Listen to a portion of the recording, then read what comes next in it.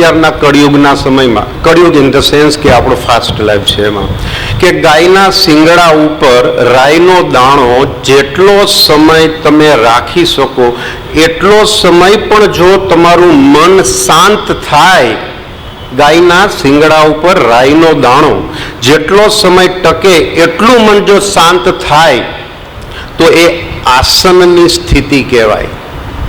બહુ બધું યોગ વિશે સેમિનાર્સ, પ્રોગ્રામ્સ ચાલતા હોય છે. ઘણી વખત આપણને સાચું ખોટું શીખતા હોય છે.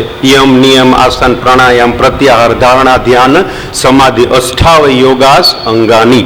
આ યોગના 8 અંગ છે. પ્રોબ્લેમ એવું આવ્યું કે આપણે વેસ્ટર્નાઇઝ થતા ગયા અને આપણે આપણી સંસ્કૃતિને ભૂલી ગયા. જે ગુરુકુલની પ્રથા હતી એ ભૂલી ગયા. એની હિસાબે આધિ વ્યાધિ અને ઉપાધિ આવી ગઈ.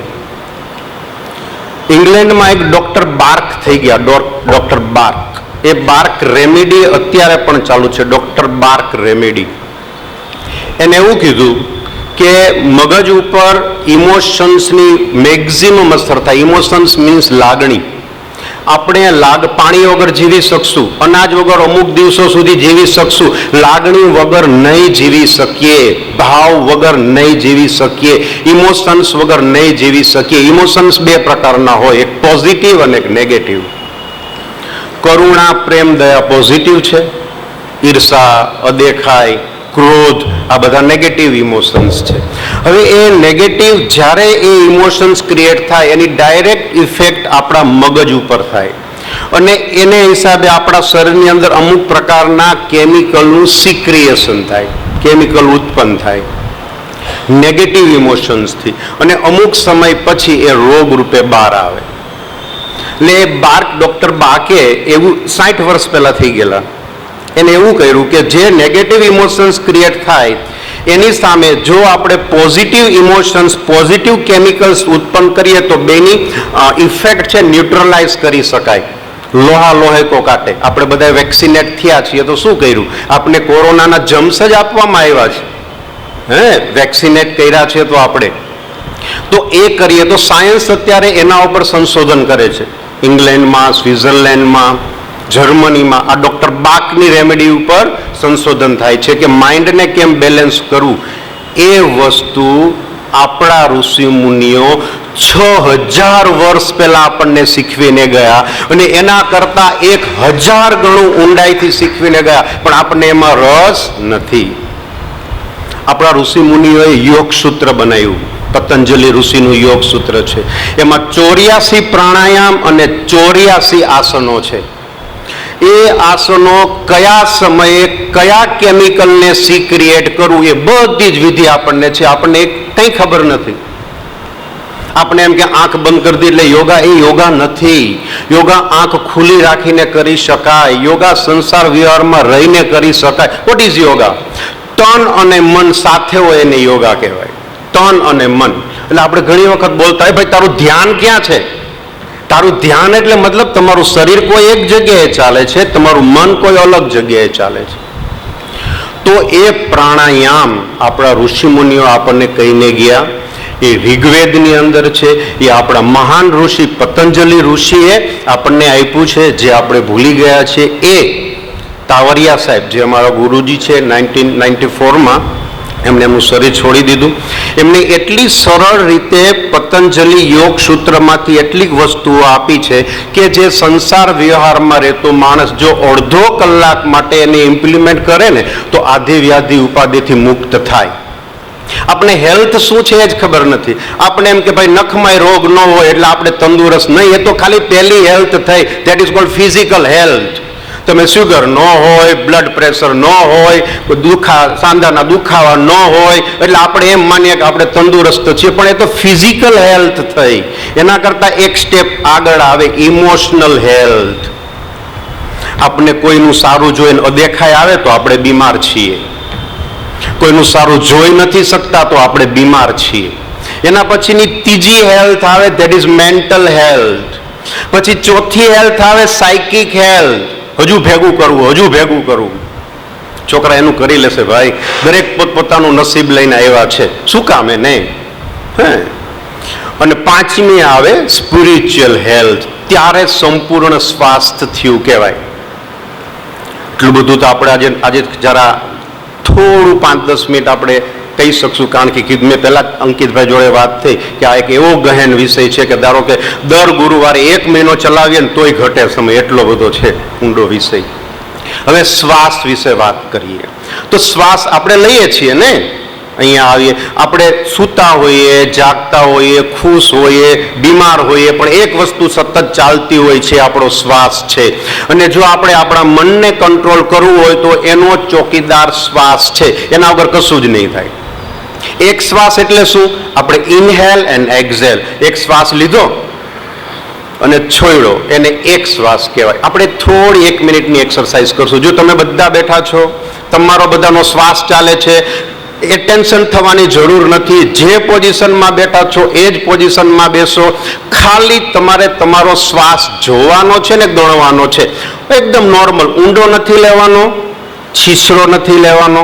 જે પોઝિશનમાં શ્વાસ લો છો એમાં હું એમ કહું સ્ટાર્ટ એટલે તમારે ગણવાનું ચાલુ કરવાનું, અને હું કહું સ્ટોપ એટલે તમારે ગણી કાઉન્ટ કરવાના કેટલા થયા. ઓકે, આપણે ચાલુ કરીએ. Okay, start. એકદમ નોર્મલ લેજો, નોર્મલ જે રીતે લેતા હોય એ રીતે. અને શ્વાસ અંદર જાય છે, બહાર આવે છે, એના પર થોડું એટેન્શન આપજો.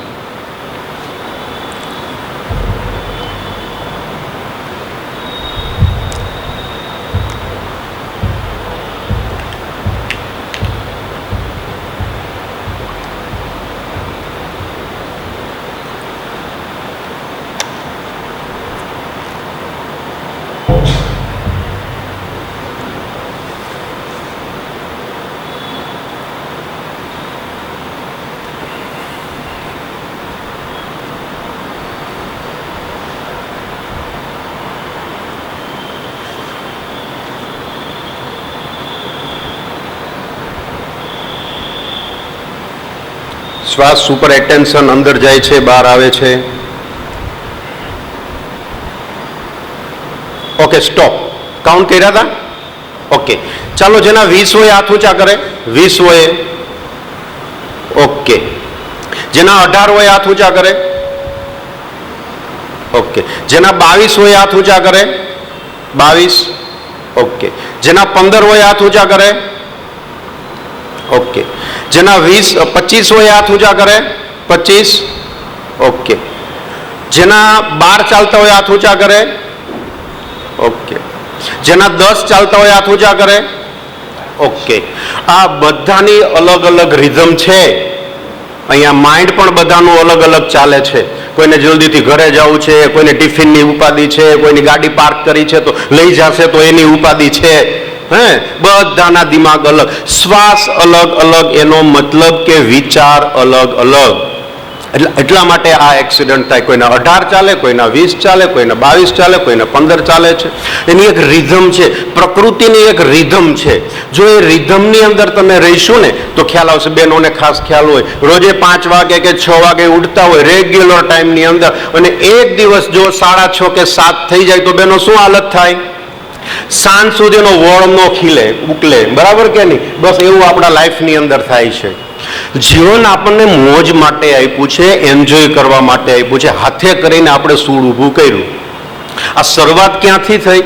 જન્મથી થઈ. હવે હું રિધમની વાત કરું. આ રિધમ શું છે? એ મારી રિધમ નથી, એ સાહેબની રિધમ નથી, એ પ્રકૃતિની રિધમ છે. આપણા ઋષિ મુનિઓએ આપેલી રિધમ છે. ઋગ્વેદ વેદમાંથી આવેલી રિધમ છે. એ આપણા યોગ સૂત્રમાંથી આવેલી રિધમ છે. શ્વાસની રિધમ. જ્યારે બાળક જન્મે ને ત્યારે બાળકનો શ્વાસ 0 to 9 મંથ સુધી મિનિટના 36 હોય. કેટલા? તમે જોજો, નાનું બાળક સૂતું હોય ને 6-8 મહિનાનું, તો એના ઉપર સેજ હળવો હાથ રાખજો, એકદમ ધમણની જેમ શ્વાસ ચાલતો હશે. એટલો મસ્ત રિધમની અંદર. રિધમ કેને કહેવાય? રિધમની અંદર છે ને એનર્જી છે.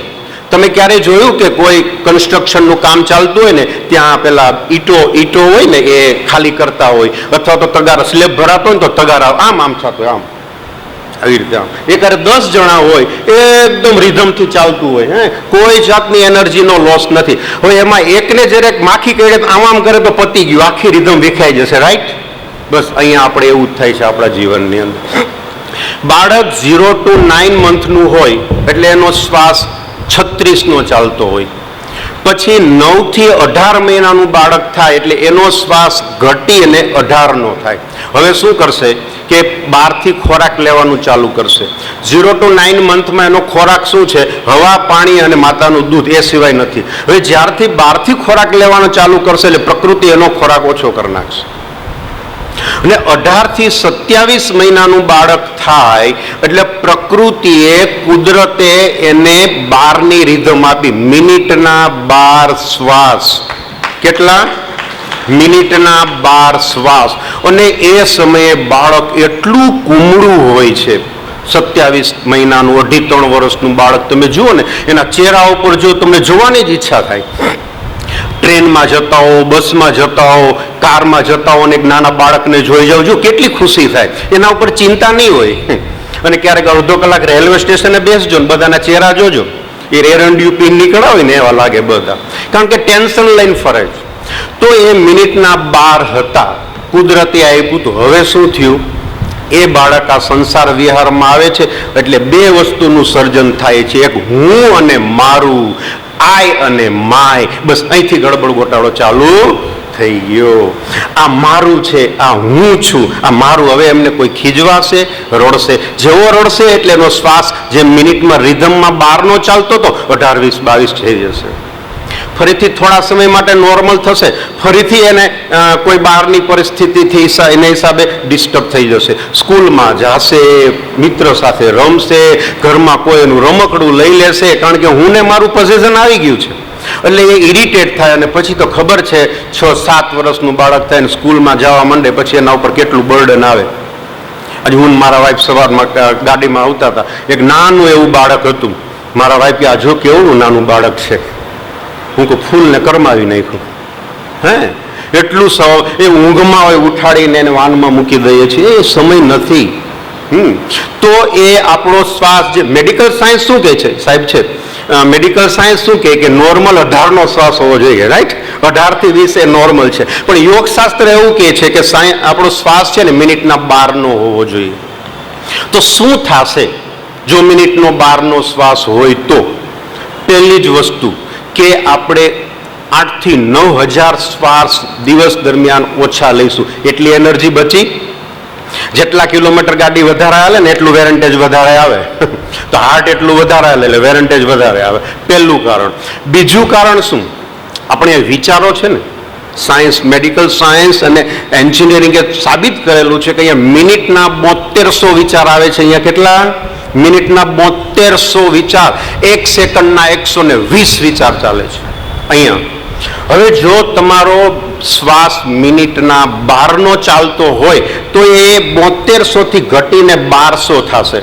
હવે જો 1200 શ્વાસ તમારા ચાલતા હોય એટલે સેકન્ડના 120 થી ઘટીને 20 થશે. અને તમે વિચારોનું વિશ્લેષણ સરસ મજાનું કરી શકશો. તમે સેલ્ફ ઓબ્ઝર્વેશન કરી શકશો. કેવી રીતે ખબર પડે? ધારો કે તમે રેલવે સ્ટેશન ઉપર પ્લેટફોર્મ ઉપર છે અને વંદે ભારત નીકળી, શાટ દઈને નીકળી જશે 120ની સ્પીડે, તો તમને કાંઈ નહીં દેખાય, ખાલી સફેદ અને લાલ પટ્ટા જ દેખાશે. Right or wrong? હા, કારણ કે એટલી ફાસ્ટથી નીકળે છે તમારી નજર સામેથી. પણ જેમ જેમ એ ટ્રેનની સ્પીડ ઓછી થતી જશે એમ એમ તમને ટ્રેનની વિન્ડો દેખાશે, ટ્રેનના દરવાજા દેખાશે, 2 ડબ્બા વચ્ચેનું અંતર દેખાશે, અને ટ્રેનની 2 ડબ્બા વચ્ચેની પાછળની સાઈડમાં જે છે એ પણ દેખાશે. બસ આવું થાય છે. એટલે આપણે અત્યારે જે જીવીએ છીએ ને એ રિએક્શનમાં જીવીએ છીએ, એની જગ્યાએ રિસ્પોન્સ આવી જશે. હવે રિસ્પોન્સ આવી ગયો એટલે અહીંયા નેગેટિવ ઇમોશન્સ ક્રિએટ જ નથી થવાના. અને નેગેટિવ ઇમોશન્સ ક્રિએટ નહીં થાય તો શરીરની અંદર અમુક પ્રકારના કેમિકલનું સિક્રિએશન નહીં થાય, જે અમુક સમયે રોગ રૂપે બહાર આવે છે. તો એ ઓટોમેટિક કંટ્રોલ આવશે. બીજો ફાયદો. ત્રીજો ફાયદો, આપણું આ ફિઝિકલ બોડી છે, આપણે અહીંયા છે ને સૂક્ષ્મ શરીર છે, જેને યોગની અંદર એસ્ટ્રલ બોડી કહેવામાં આવે. આપણા ફિઝિકલ બોડીની અંદર નર્વ્સ ને ચેતાતંત્ર છે. તો આપણા સૂક્ષ્મ શરીરની અંદર 72,000 નાડીઓ છે. હવે જે નેગેટિવ, તમે ગુસ્સો કરો છો, ઈર્ષા કરો છો, અદેખાઈ કરો છો, લાલચ રાખો છો, તો એવું કરો છો ત્યારે આપણા બ્રેનની અંદર અલગ પ્રકારના કેમિકલ સિક્રિએટ થાય અને આપણા સૂક્ષ્મ શરીરની અંદર ગાંઠો પડે છે. એ ગાંઠો અમુક સમયે રોગ રૂપે બહાર આવે છે. તો હવે આપણું આ ફિઝિકલ બોડી 18-20નું શ્વાસ લેતું હોય, આપણું એસ્ટ્રલ બોડી છે એ મિનિટના 12 પ્રાણ ઇન્ટેક કરે છે. આપણે એમ લઈએ કે આપણે શ્વાસ લઈએ છીએ, ખાલી શ્વાસ નથી લેતા. હવે પેટ્રોલ આપણે કૂવામાંથી શું કાઢીએ છીએ? ક્રૂડ કાઢીએ છીએ. તો ક્રૂડ તો રો ફોર્મ છે. હવે જ્યારે એને પ્રોસેસ કરવામાં આવે પેલું રોકેટ ફ્યુલ નીકળે, પછી પેટ્રોલ, પછી ડીઝલ અને છેલ્લે ટાર નીકળે.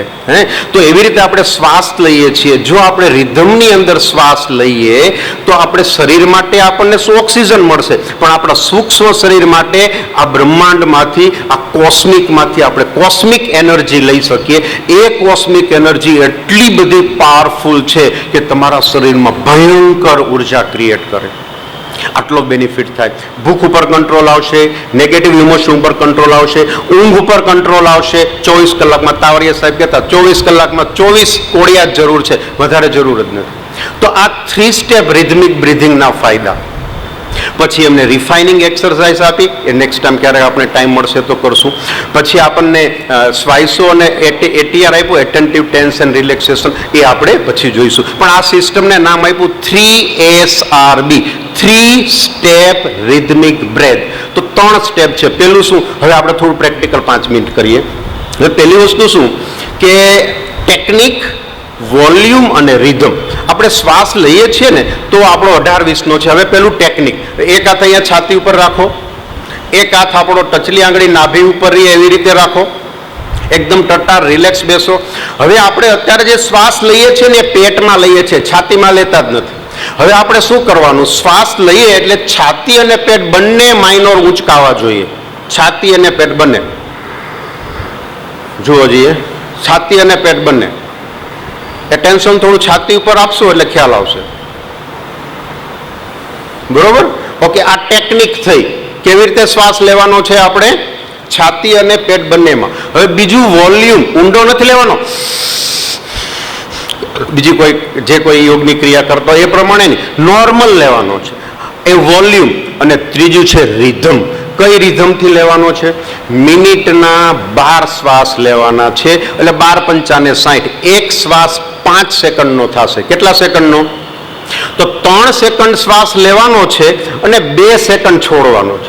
એટલે આપણે જે અત્યારે નોર્મલ લઈએ છીએ ને એ ખાલી 2 સેકન્ડ જ લઈએ છીએ, પણ આપણે 3 સુધી લેવાનો છે અને ફોર્સથી છોડવાનો છે. આ કોઈ એક્સરસાઇઝ નથી, આપણે ભૂલી ગયેલી પ્રોસેસને ક્રિયા છે.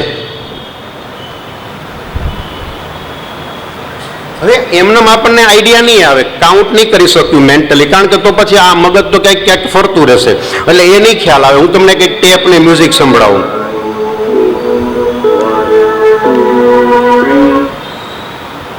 cycles vocal.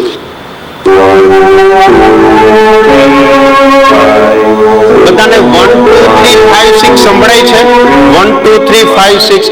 તો આપણે 1 2 3 માં શ્વાસ લેવાનો છે અને 5 6 માં છોડવાનો છે. 3 સુધી લંબાવવાનો. સ્ટાર્ટ. 5 6 1 2 3 5 6 1 2 3 5 6. છોડવાનો થોડો ફોર્સફુલી છે, લેવાનો 3 સુધી છે. 6 1 2 3 5 6 1 2 3 5 6 1 2 3 5 6. શરીર એકદમ રિલેક્સ. ઓકે, હવે કોઈને 1 2 3 ની અંદર મજા ન આવતી હોય તો એના માટે રાધે કૃષ્ણ છે. રાધેમાં શ્વાસ લેવાનો, કૃષ્ણમાં છોડવાનો.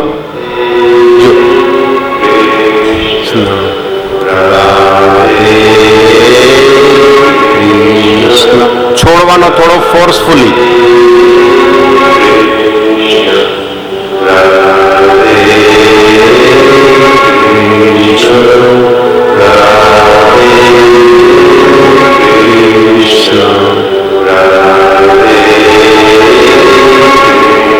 ઓકે, કોઈને નામ સાથે પ્રોબ્લેમ હોય તો એના માટેનું એક સોલ્યુશન છે. કઈ નહીં, ટીક ટીક ટીક, આપણે જે પેલું હોય ને ઘડિયાળનો કાંટો, એના ઉપર